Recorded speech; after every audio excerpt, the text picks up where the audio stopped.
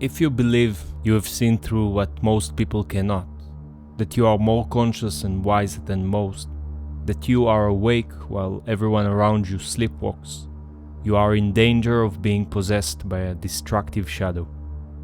Jung thought this was the great sickness of modern man, the ego cut loose from its roots, certain of its own light, blind to its own darkness, and the unconscious evil it unleashes onto others. This is a Jungian reading of The Last Man on Earth, a 1964 horror film that is a piercing warning about that shadow possession.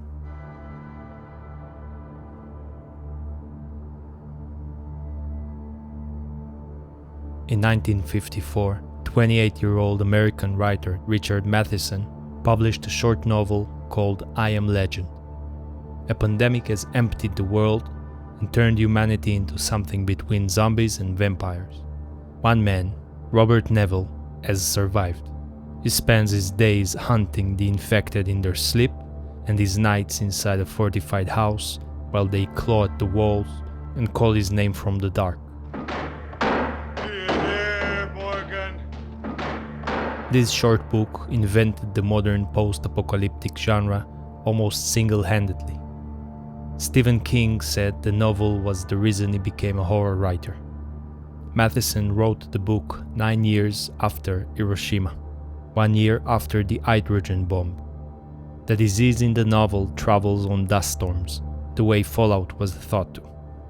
I Am Legend is an American horror story about the country that had dropped 2 atomic bombs and was certain it had been right to do so. Carl Jung had diagnosed the same condition in Germany 20 years earlier. The novel is what happens when a man infected with that certainty wakes up alone in the world he made. In 1964, 10 years after the book, it was turned into a film called The Last Man on Earth. Vincent Price played the lead, here renamed Robert Morgan. 2 later adaptations followed. The Omega Men in 1971 with Charlton Heston, and I Am Legend in 2007 with Will Smith. Both changed the ending and made Robert Neville a hero. The 1964 film, alone among the adaptations, kept Matheson's actual ending. The hero, the man of pure reason, is a monster. The 2 later versions could not bear what Matheson had written. Each rewrite is a smaller version of Morgan's own refusal. The culture, like the man, would not look at itself and will avoid the mirror. This is why the 1964 film is the one worth talking about.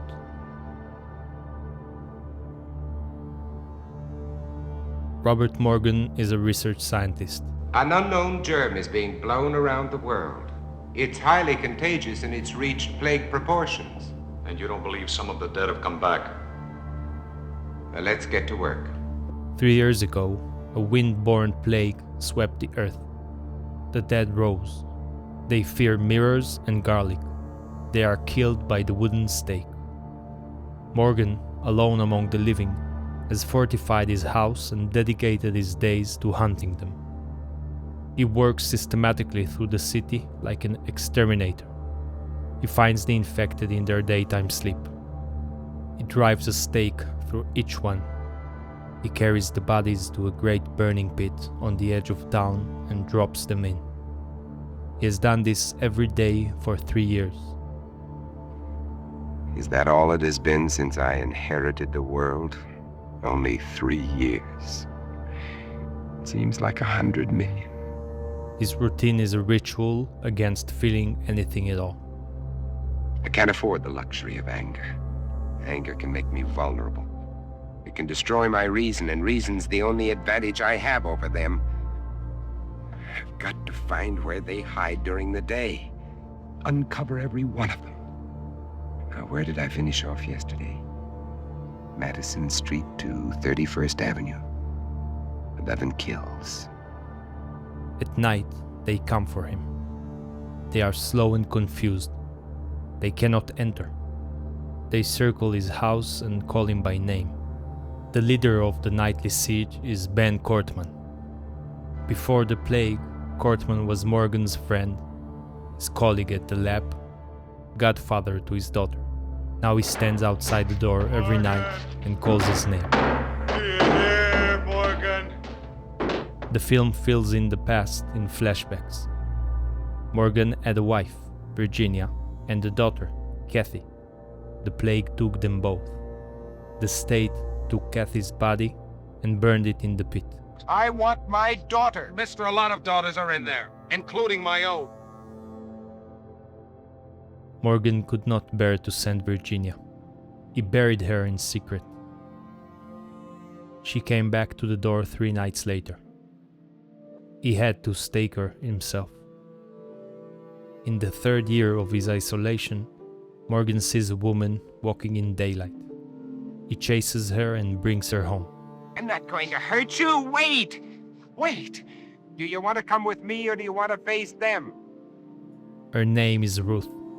He believes she is one of the infected, hiding her sickness. He believes he can cure her.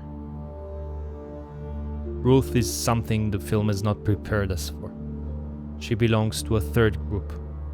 The infected who learned to live with the disease, who built a treatment, who are organizing themselves into a new society in the ruins of the old one.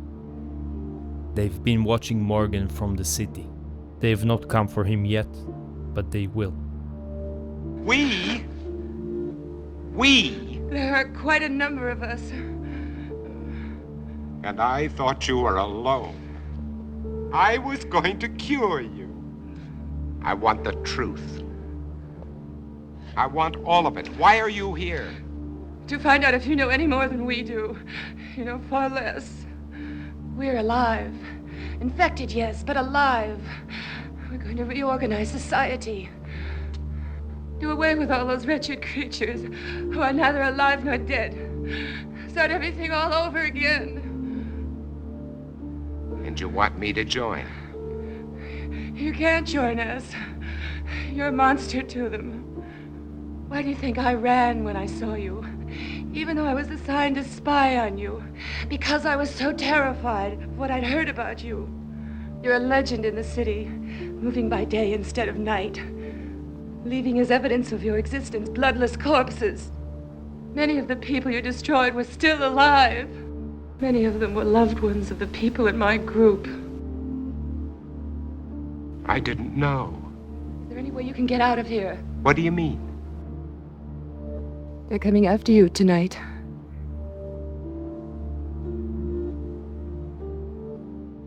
The shadow is a moral problem that challenges the whole ego personality.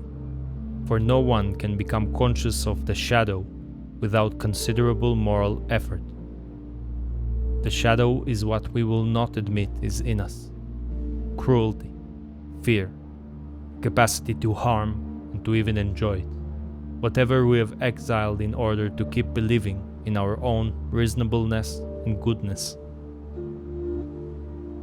The shadow has an emotional nature, a kind of autonomy, and a possessive quality.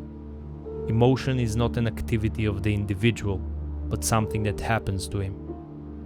Read what Matheson writes about the inside of Robert Neville's mind in the 3rd year of the work. He ignored that, beginning to suspect his mind of harboring an alien. Once he might have termed it conscience, now it was only an annoyance. Morality, after all, had fallen with society.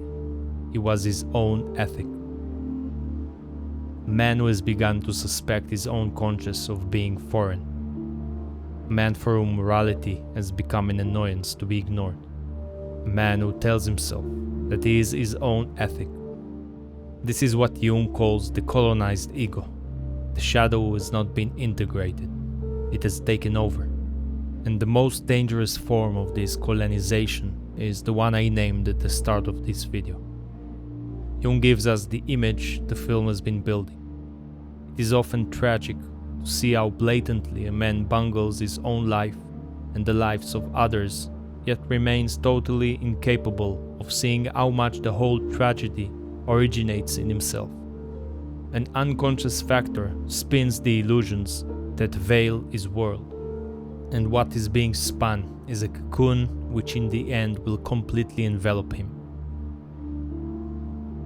This house is the cocoon.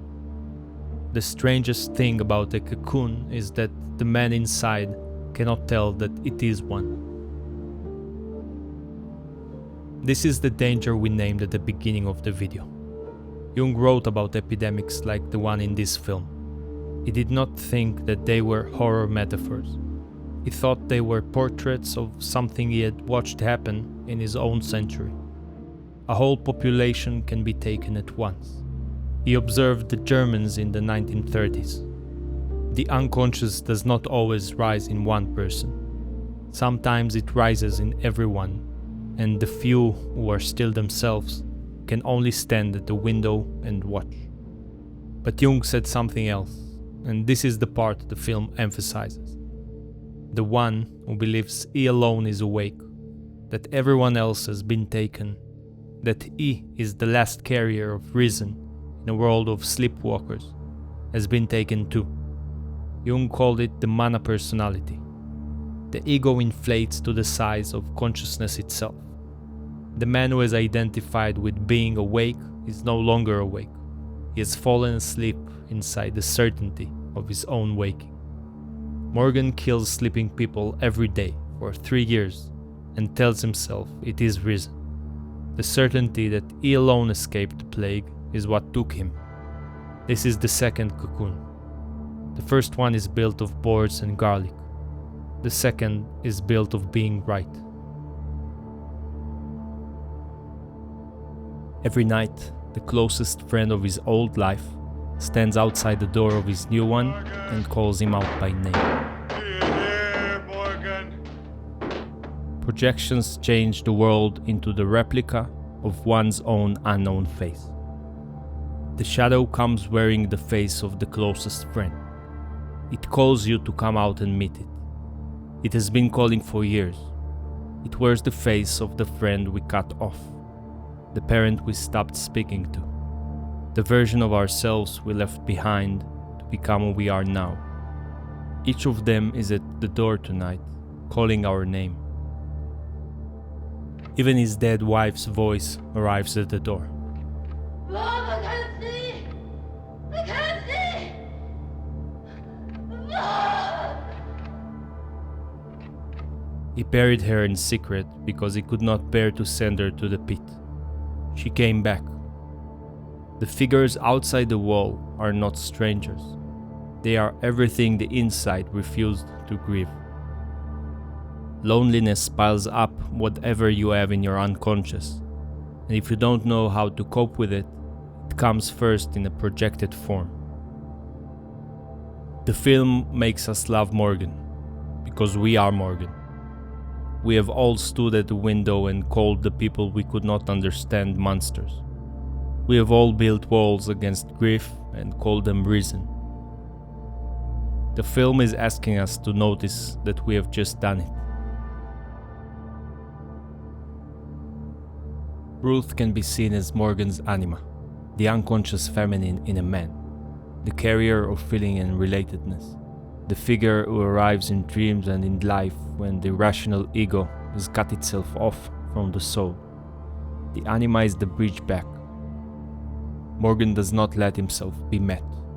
He reaches for the syringe. He tries to give her the cure for the infection he is certain she is hiding. He turns the encounter with the feminine into another instance of his profession. He cannot stop being the man with the stake, so the bridge does not get built. The anima cannot do her work. Morgan learns the truth he has been refusing for 3 years. You're a legend in the city, moving by day instead of night, leaving as evidence of your existence bloodless corpses. Many of the people you destroyed were still alive. The man who has called himself the last man on earth, the man of reason, the man who stakes the sleeping for the good of a world he believes he is reclaiming, has been the monster all along. The thing that comes for you while you sleep. The thing the new society tells its children about, so they will not wander out at night. Every certainty that the others are the problem is a board on a window. Every wall we have built against the people we cannot understand was, to someone, the wall of a monster who comes in their sleep.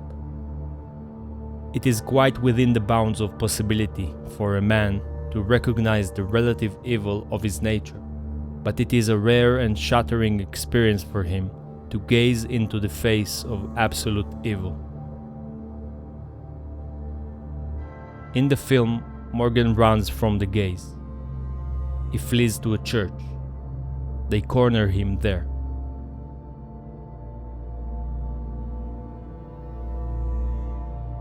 You freaks! All of you. All of you freaks!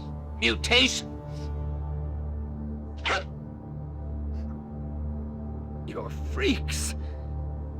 I'm a man. The last man. Robert. They were afraid of me. They were afraid. I didn't know. Morgan dies, still calling them freaks, still defending the wall. In Matheson's novel, the recognition is allowed to land. I am the abnormal one now. Normalcy was a majority concept, the standard of many, and not the standard of just one man. I am legend. Same story, two psychological events. One refusal, one acceptance. The work Jung asks of us is the second one.